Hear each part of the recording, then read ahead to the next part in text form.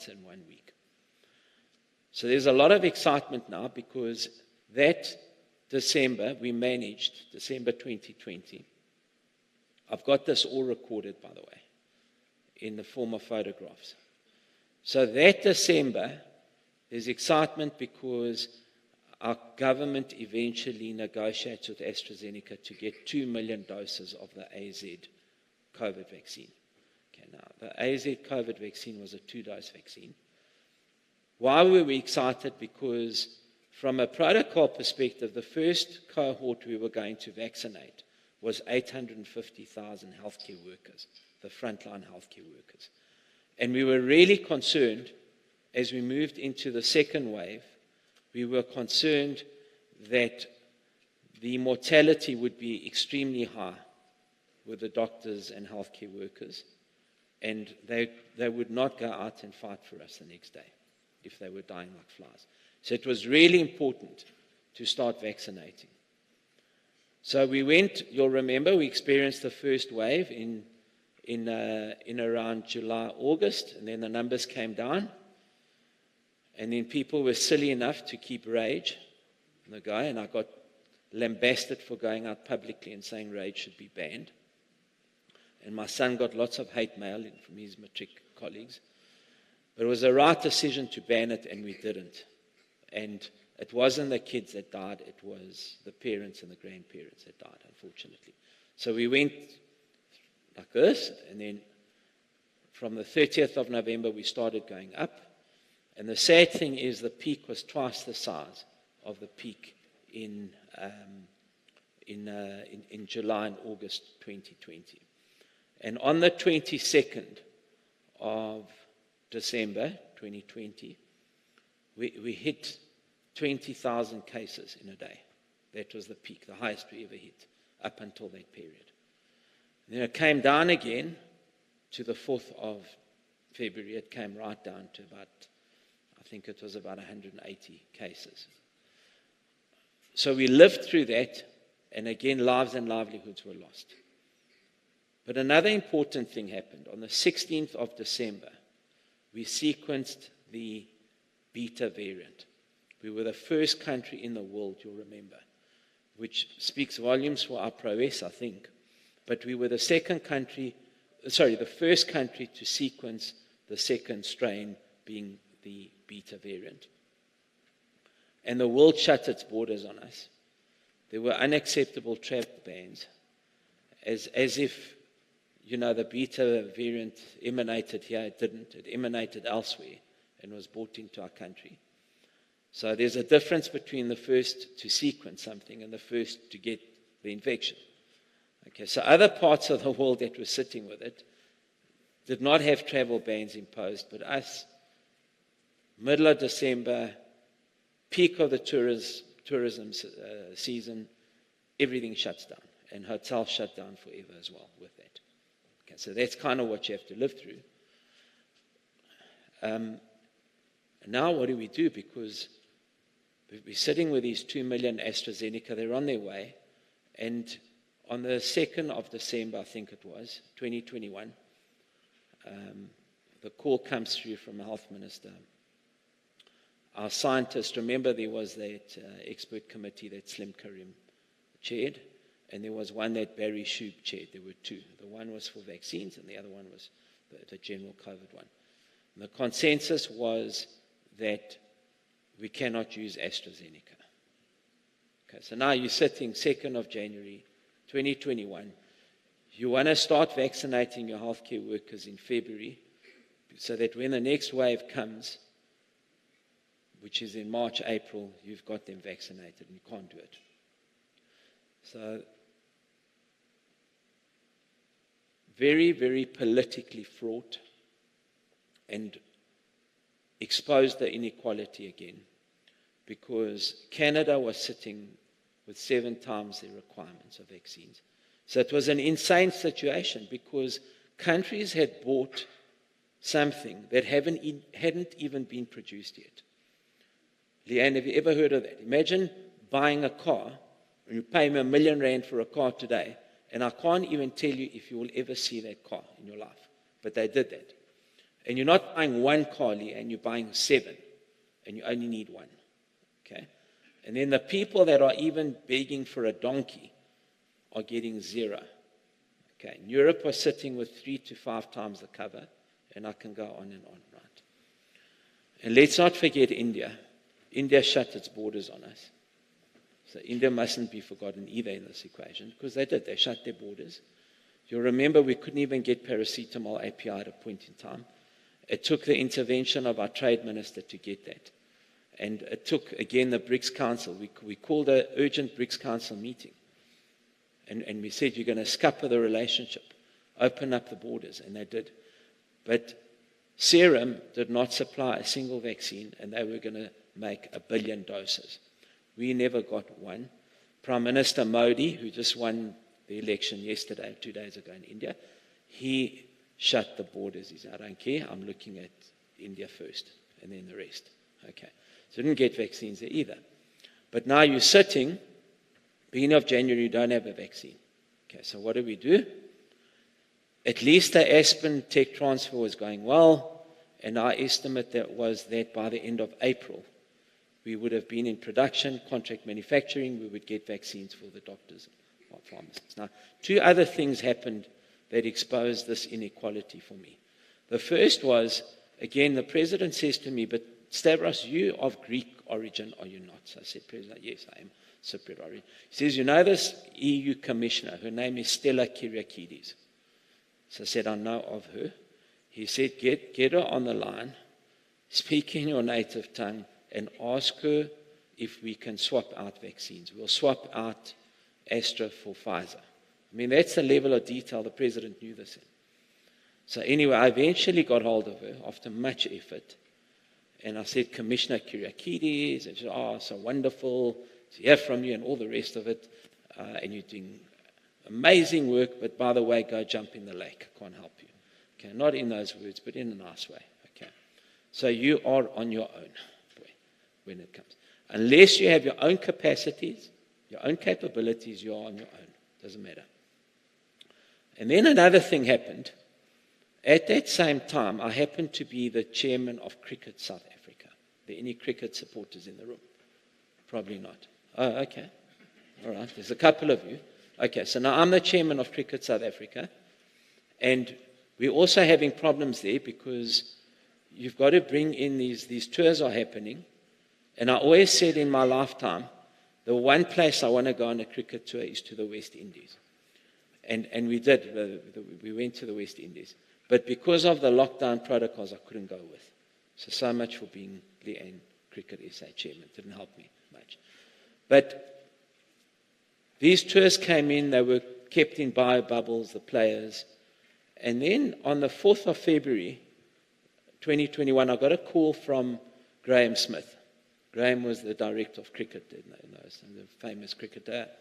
And he said, you're sending me these incessant messages. And I said, Graham, I cannot speak. I'm on calls on vaccines and all these. Stav, the Australian cricket president needs to speak to you urgently. So I had a gut feel what he was going to speak to me about. And I said, Graham, I can speak to him, but it's going to be about 2 o'clock in the morning his time, which is fine. So he did. He spoke to me. It was quite late in the evening. And he said to me, Mr. Chairman, lovely to hear from you, all the rest of it. And I said, what's the problem? What's the issue? He said, we've done this due diligence. And it's very telling, and we have to cancel the visit. We cannot come to South Africa. So I sat and listened to him. And I said to him, Mr. President, tell me, I think you should be asking for a refund on the due diligence. So he said to me, what do you mean? But, don't worry. He says, if there are travel costs, we'll pick up the travel costs and all this. I said, no, I'm not talking about that. I'm talking about whoever did your due diligence doesn't know what they're doing, and they should give you a full refund. And I stuck the graph up. I shared the graph, and the graph had gone like this, and it dipped to 180 cases, I think it was, on the 4th of November. So I said to him, now, Mr. President, you tell me if you think this is a pandemic out of control in my country or not. You tell me. Okay. He didn't know what to say. He went off camera. You know, one of those moments you go off camera. So anyway, suffice to say that he got put under a lot of pressure, and the Hindustan Times wrote about this. And it became a whole inequality thing again. So I'm just demonstrating to you. And the Hindustan Times wrote that if that was a tour to England, would it have gone ahead, was the question. Okay, so it's quite an interesting. Okay, now why am I telling you all of these anecdotes? As I told you, I'm not going to be technical. This is like a storytelling exercise, because I keep reminding you of two things. These are things that industrial pharmacists can do, number one. But number two, I'm exposing, when I say there's vast inequalities in healthcare, I'm exactly re-exposing what you know already, because it's well recorded now and well rehearsed how you got these vast inequalities. Okay, now I'm going to start finishing off, Leanne. I don't want you to start creeping up to the stage. Leanne's quite an imposing figure when she starts creeping up, so I don't want to. So now we get some Pfizer in, you'll remember, and absolute genius of Glenda Gray and Linda Gale Becker, because we got on the phone, Health Minister got on the phone to Johnson & Johnson, and a wonderful colleague there who headed up, he was the Chief Medical Officer, a Belgian guy. He had worked in the Belgian Congo, it was known in those days, and he understood. His name's Paul Stoffels. He understood what we were going through. And we said, Paul, can you not get us some J&J stock? He said, you know, we've got stock lying around the world. But these are not easy guys to get hold of, by the way, because the whole world's in panic. So these calls are happening at all hours of the night. So he says, okay, let me have a look at this. And I can take no credit other than we made a few phone calls. The person must take credit is Glenda Gray and Linda Gale Becker. Okay. And this country should never forget what those two women did for us. They worked it out in a way that we would do a phase 3B implementation study, because remember, the product was unregistered, it couldn't come into the country. So you had to be smart on your feet, and that's what they put together, a phase 3B. Happens, and the Sesonke study commences, as you will remember. I'm sure many of you got the Sesonke vaccine. Am I right? Who got the Sesonke vaccine? So what did the rest of you do? Okay. Anyway, it commenced on the 17th of March. So at least we got in before the next winter. And we vaccinated rapidly around 800,000 healthcare workers. I remember even the medical students went. I remember my daughter lining up and going. So they had quite an experience, quite an emotional experience. She said, Dad, people were crying there because they thought they were going to die. Now they're getting a vaccine and they don't want to let their patients down, Dad. So all of this kind of happening. So that's all good. We get some Pfizer in. It ties us over. And then on the 31st of March, half of the South African cabinet flies to Quebec, Port Elizabeth, to see us now doing validation batches on our line of the J&J, and it's looking good. And the estimate is end of April. And we're making 20 million doses. Okay, now, at the end of March, early April, we start getting some messages back from the US that there might be a problem with the drug substance. It might be, there's a concern. What is the concern? I can't tell you. Okay. And then the FDA starts sending messages, and then your own SAAPI are picking up on it. And eventually, cut a long story short, because there's many, many chapters, Leanne, cut a long story short, they decide they are going to not allow the drug substance. It's contaminated. Okay. Now, where did the drug substance come from? It came from a biodefense company called Emergent, who had received a $1 billion, remember the Trump administration, Operation Warp Speed, gave $1 billion to these biodefense companies to repurpose themselves to make vaccine drug substance. And it was as simple as 2 lab workers walking out of a AstraZeneca suite and contaminating the drug substance, or 4 batches in the J&J suite. Okay, now who would expect it in Baltimore, United States? But it happened, guys. And we thought the gods were against us. And if you're like me into Greek mythology, you know that it's all of the gods keep this balance, good and bad, right? And I thought, oh my goodness, the gods are angry with us, because how else can you keep going like this? It's a roller coaster. You've got the variant, you've got Astra, then you don't. You've got J&J, then you don't, and you keep going like this. And sort of people are dying, and your phones are full, and people died that could have had vaccines. So eventually now we have to get new drug substance.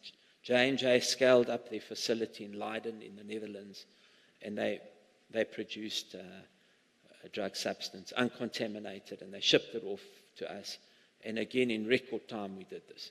Okay, so anyone from J&J here, by the way? Abida Williams was my counterpart. Hello, okay. Both of you? No, just you. Okay. Right, so now we get the drug substance, and we're in production. And now this is fast forwarding to middle of May. The European Union, through the office of Ursula von der Leyen, she's the EU Commission President, she starts sending a message to say, well, you know, the vaccines that Aspen's producing are for Europe. And you can imagine. You'll remember that, right? There was outrage in the country, but these are being made on the African continent using African labor and sweat. How can this be?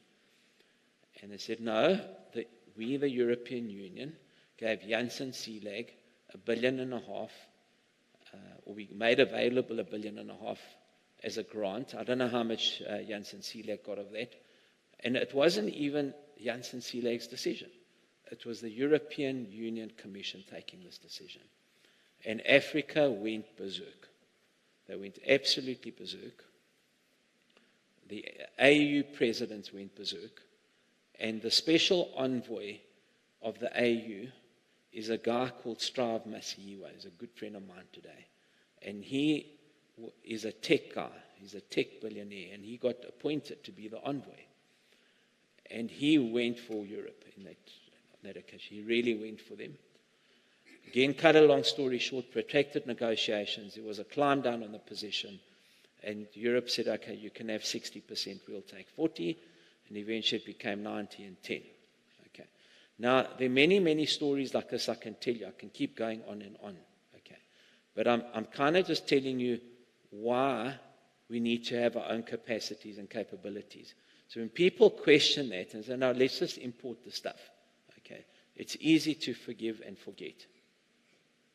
But when the next pandemic comes around, and we're already in the next pandemic with NCDs anyway, okay, we can't even supply the continent insulin at the moment.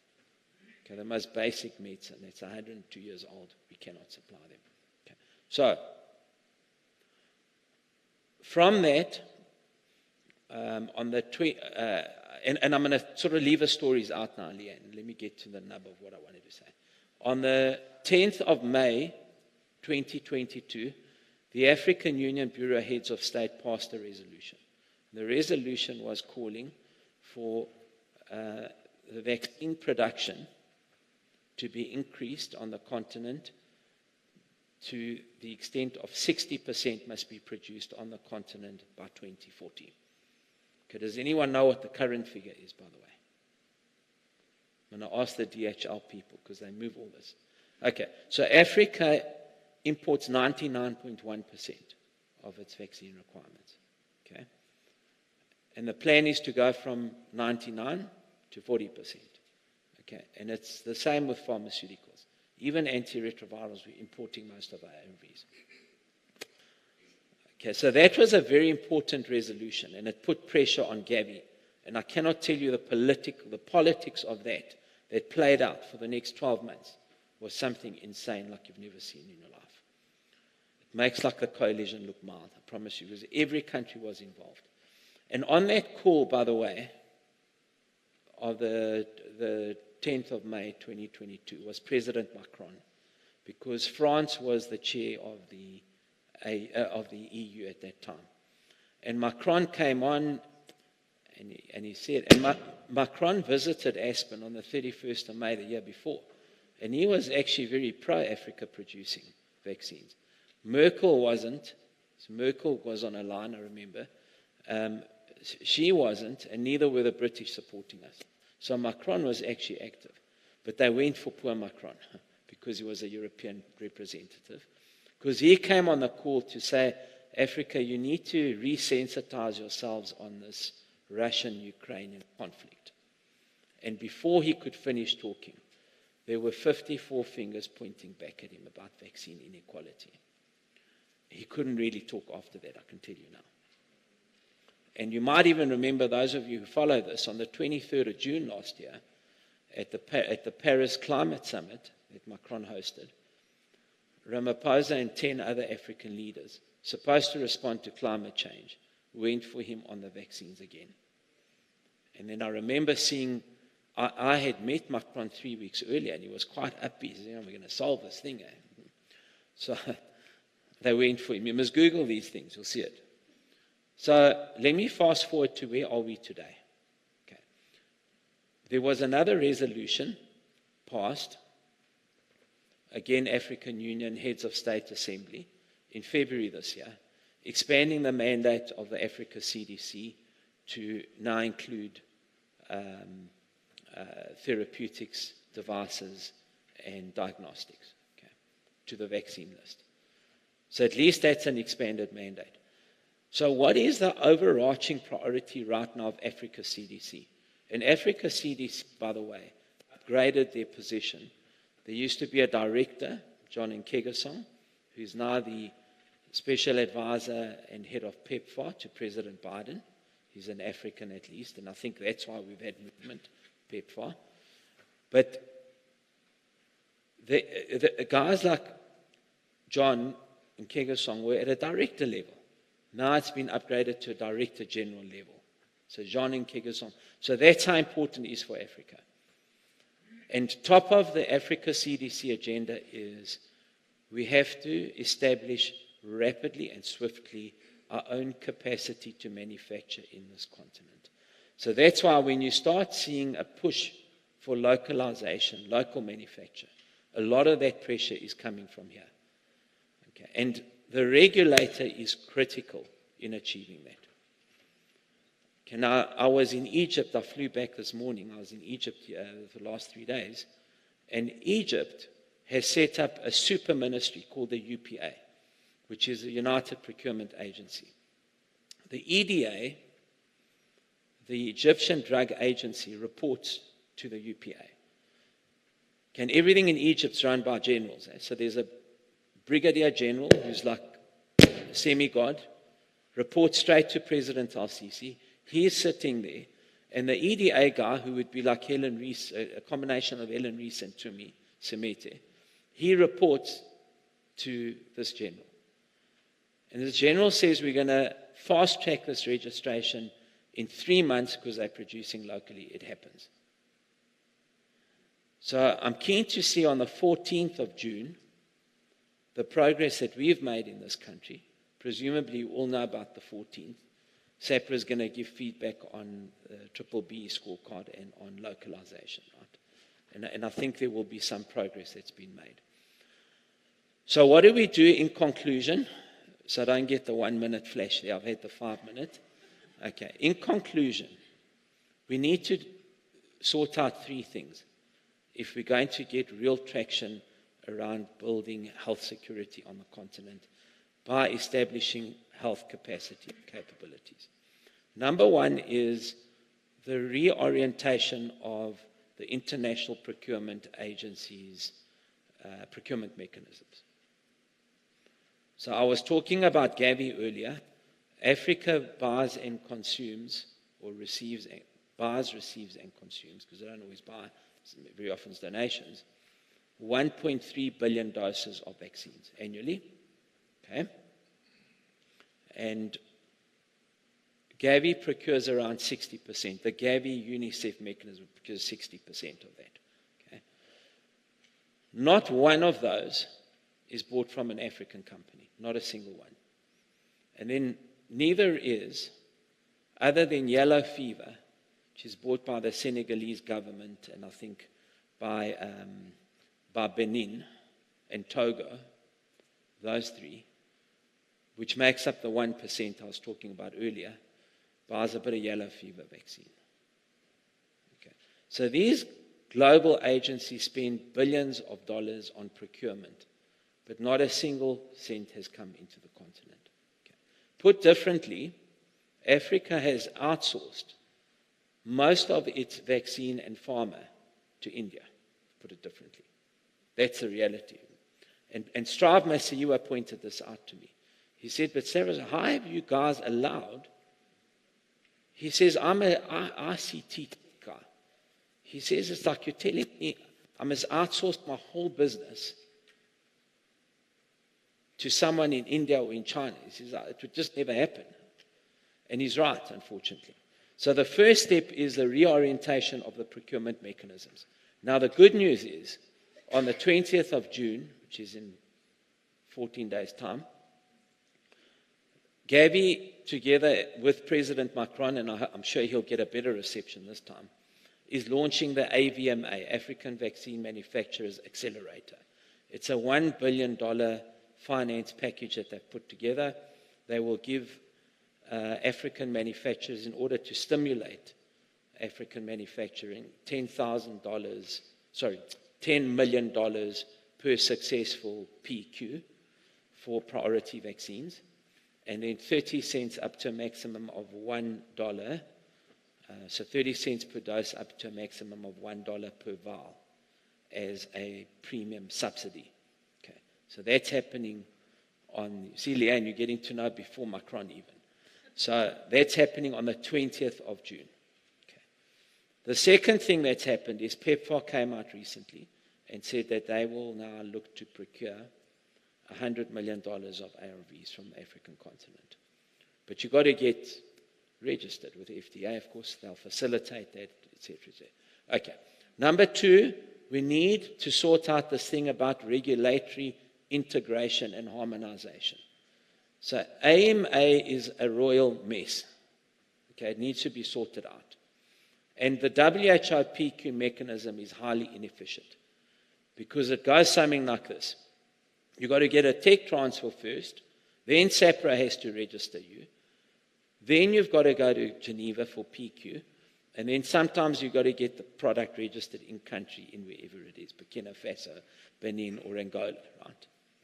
And by the time you do that, the market's flooded with other products, and you've got no hope. So you've got to streamline that process. And I had a good meeting in Egypt with the guy that heads up, his name is Dios. I'm sure some of you know him, Dios from WHO. He's got a slightly different role today. So Dios and Rogerio were there, and maybe a bit of traction around that. But you can do this just through better sequencing. So do a parallel registration. While you're doing SAPRA, you do PQ in Geneva at the same time. And then the third and final thing is you have to establish a pooled procurement mechanism in Africa. And you're going to do that partly through Africa CDC's mechanisms. It's a very complex exercise because you're asking, for example, South Africa to join a pooled procurement mechanism when they want their sovereignty. It's not an easy thing to do, but it is something that is high up on the agenda. And not only are you asking for pooled procurement, the Africa Continental Free Trade Agreement is in play at the moment. And that's quite important because it'll do two things. It's going to aggregate volumes on the one hand, and on the second thing it does is there's going to be a reduction of tariffs or a zero rating of tariffs. Now, why Africa Free Trade Area? And to a degree, I'm sad that Minister Patel is leaving, because I was telling Leanne, I'm going straight to his farewell now after this.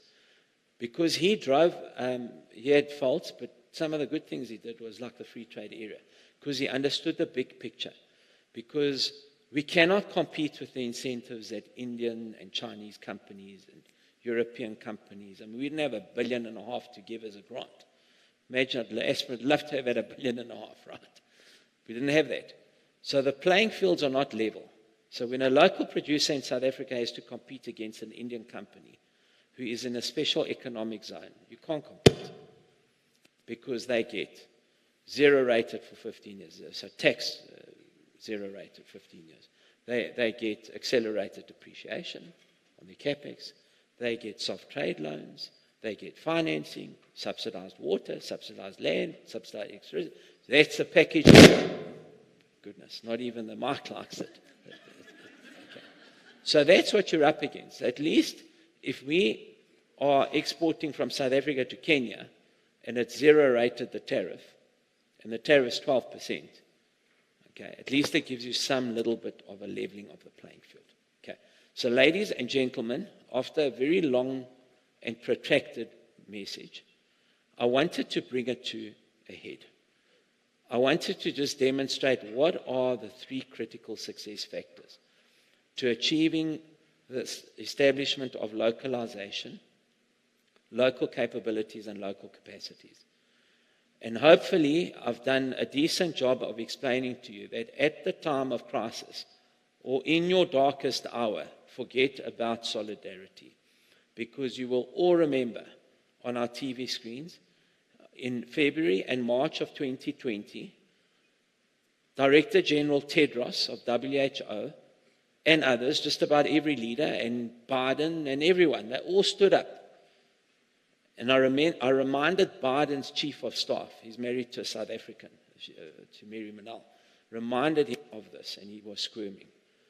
All said, we're going to act in solidarity, we're going to help each other, we're going to save lives. Well, guess what? Okay. It's naive if you think in the next one that's going to happen. So that is the importance of establishing health security in our lifetime for the continent. Otherwise, we are going to have these vast inequalities, we're going to have unnecessarily lives lost and livelihoods destroyed. And many economies, including ours, Africa, have not recovered the aftermath of COVID. We haven't. And it plays out in the streets with social tensions, as you've seen. My concluding message to you is that in this whole journey, I've tried to give you a glimpse of like a journey in a day of what could happen, is at every step, there's always somewhere along the lines an industrial pharmacist or an industrial pharmacist you can pick the phone up to. And these type of networking things are important. Because I'll tell you, the guy that heads up WHOPQ now, Rogério, is Portuguese. Okay. Wouldn't take a call. But I knew his boss in Portugal from my pharmacy student days. Okay. His name's Rui dos Santos. I said, Rui, you got to help. The next thing Rogério phoned in 30 minutes. So that's the life of the impact an industrial pharmacist and every single one of you in this room can make. And that's really what my message was going to be. We've got to sort out in our lifetime health security for the continent. And I think we've got to place and position you guys appropriately, and you should get the accolades you deserve. Thanks very much. Okay.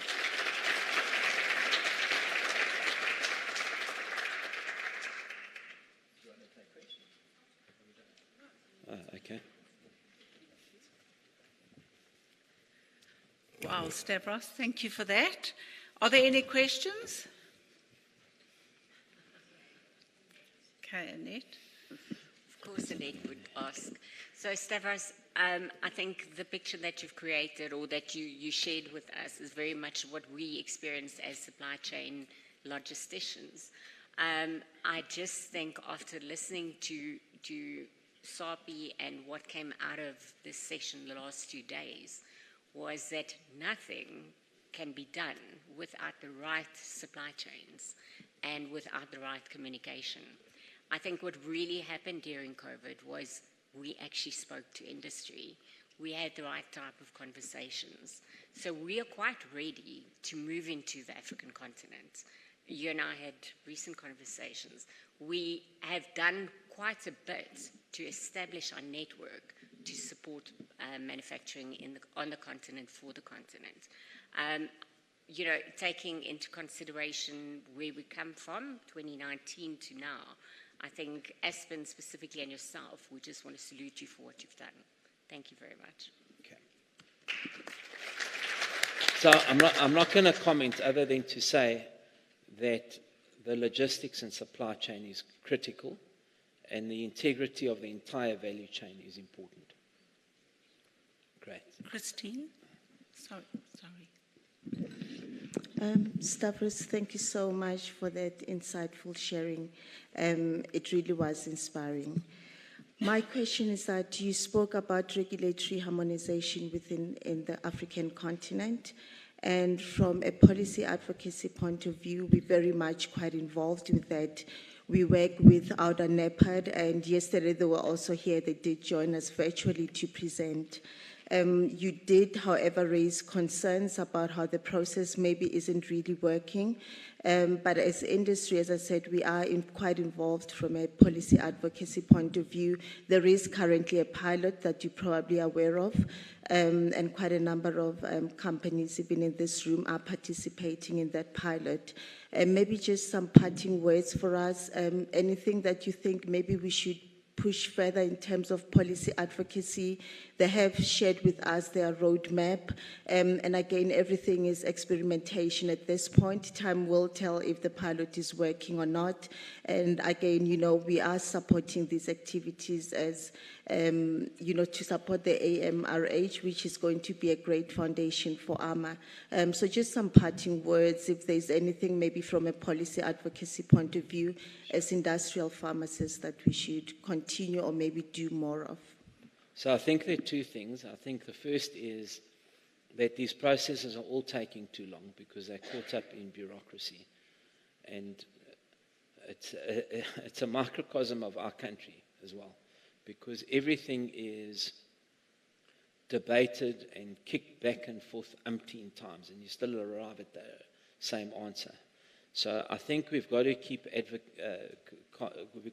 agitating and advocating for this to happen. And I think we've got to also keep speaking to regulators about reducing the burden, the administrative burden, because it doesn't help once, I always use the example of the trade deficit, right? What have we really done to address the trade deficit in our country? What incentive have you given to local producers? Now, we're not in a fiscal space. We've given some incentives through DTRC. But one thing that could make a real difference is get prioritized reviews for locally produced products within the right framework, because you don't want to have paracetamol number 36 being given a priority review. But do you want to get an insulin prioritized? Absolutely. And that's, I think, if you can agitate that message, it will also help the policymakers, but also the regulators. But remember, the regulator, you've got a different mindset. It's a quality, safety, efficacy mindset.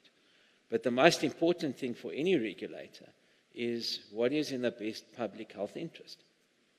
Okay, and during COVID, we saw not having production what happened. So I think those are two things you can do. Henriette? Thank you, Stavros. It's always a pleasure listening to you and your vision and what you've achieved. My question is related to what we did in terms of the solidarity activities for the reviews of the PPE, etc. There were wonderful mechanisms put together between Sixth Sense and Deepa drove that whole process. Deepa was amazing, I must tell you. And Deepa should be knighted in this She lifetime. should. Yeah. She definitely worked non-stop. And I was privileged to be part of that team that did some of the evaluations. Where has that spirit of cooperation and working to achieve what we did in a very short time to get products then approved by SAAPI by using the industry evaluators to pre-approve the products? Where have we gone with that? Because that mechanism was beautiful and it achieved so much in realizing products that ended up being of wonderful quality. And we had the financial guys doing the due diligences that we weren't being robbed of money for poor products, etc. It was really such a good overarching industry initiative with fiscal input. Yeah. And I think we're sitting with a real loss that that has not survived in some way, shape or form. So look, there's great disappointment in many quarters because we were kind of hoping that public-private collaboration would kick on beyond COVID, and it has to a degree. I mean, you can see that BUSA B4SA has worked with government in 3 areas, 3 crisis areas: energy, safety, security, crime, and logistics. And there's been real progress at an energy level, and you'll start. So some of the results now are not because Eskom's burning up diesel. Some of these are private sector interventions. And the private sector alone, through solar, a little bit of wind, and there's more coming, has generated 11,000 megawatts. Okay, and it's climbing every day. So I think that's really what can happen when you start putting the two together. Unfortunately, the politics have played out in the last 12 months. We've seen the consequences of that. I can only hope that we get the right type of coalitions and or partnerships. We might not get a coalition, we might get something like a confidence and supply arrangement, but we need to kind of pull that inclusivity back into the country so you rebuild social cohesion. So unless you have social cohesion in the country, you're going to never be able to execute on any plans, even the best laid out plans. If you have a socially incohesive country or population or society, you cannot execute on anything. So I'm really hoping today's NEC meeting goes well. I'm hoping that the models that we see unfolding are more inclusive, because we can go left or we can go right in this country, and the wrong direction is not going to be good at all. So I'm really hoping the politicians put the country first. Yolanda? Thank you, Leanne. We've got Chief Raboli, the president of PSSA, who asked me to just ask the question. Stavros, what is your opinion on NHI? Gosh, I need an hour, honestly. I don't think I can do any justice to that in a minute, to be honest. Okay. My answer is going to be a stock standard answer, which is we've got to find a mechanism for both sectors to work together. And the current mechanism is not really conducive to that. Okay. Can it be resolved by sitting around a table? Possibly it can. We know there's already litigation. We know there's 2 entities that have either lodged court papers or will lodge court papers. We know that you cannot get senior counsel at the moment. So if you were to wake up tomorrow morning, Friday morning, Gina, and go to Maisel's chambers and say, well, I want to look for senior counsel to represent me on NHI, you won't find a single person. So everyone's lawyered up at the moment, and I think very often in life you can leverage litigation, but it's about sitting around a table and working out things. That's what I believe, and I think you can work out certain things. Clearly the political climate might change, we don't know, from sort of 10 days' time. But I think it does perhaps present a new opportunity, I think, to get a closer collaboration. So this whole NHI debate has been incredibly polarizing, and it's been fractious in the extreme.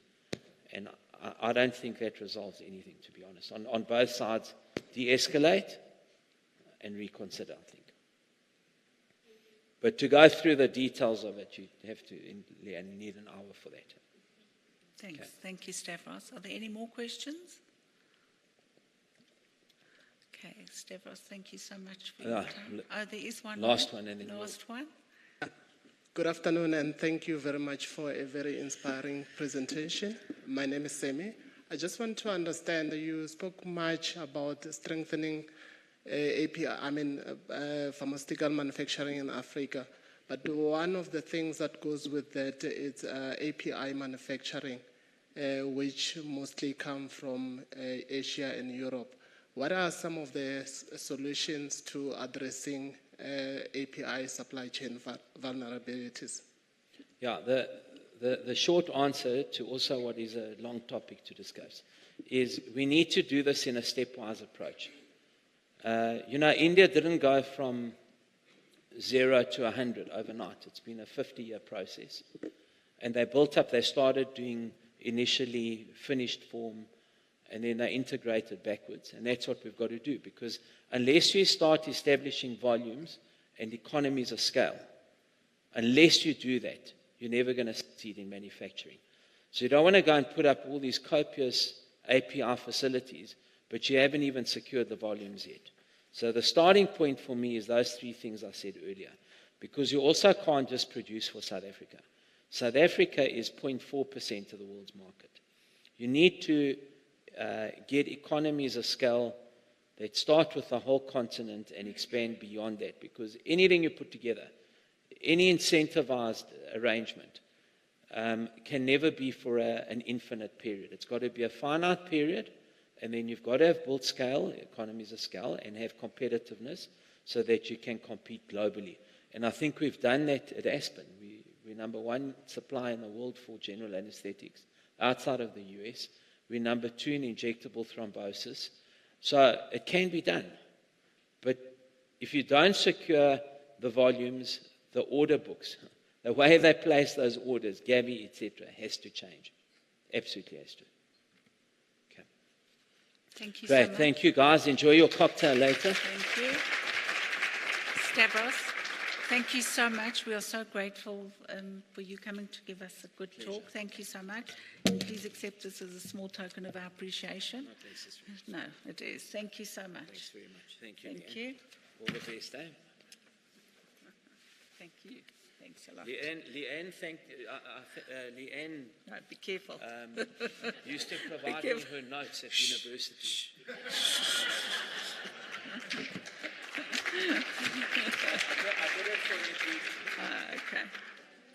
Okay. We've just got some housekeeping issues. It says here that I must announce the day 2 of SAAPI social media competition. Okay. All right. Then if all the online people can please turn their cameras on so that we can just take a snapshot, please. Is that happening?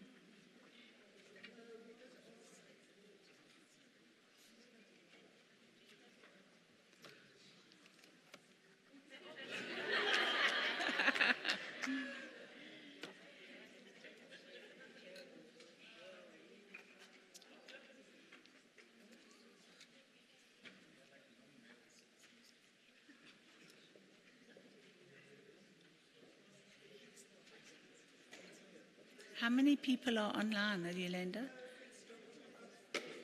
15, okay. Thank you.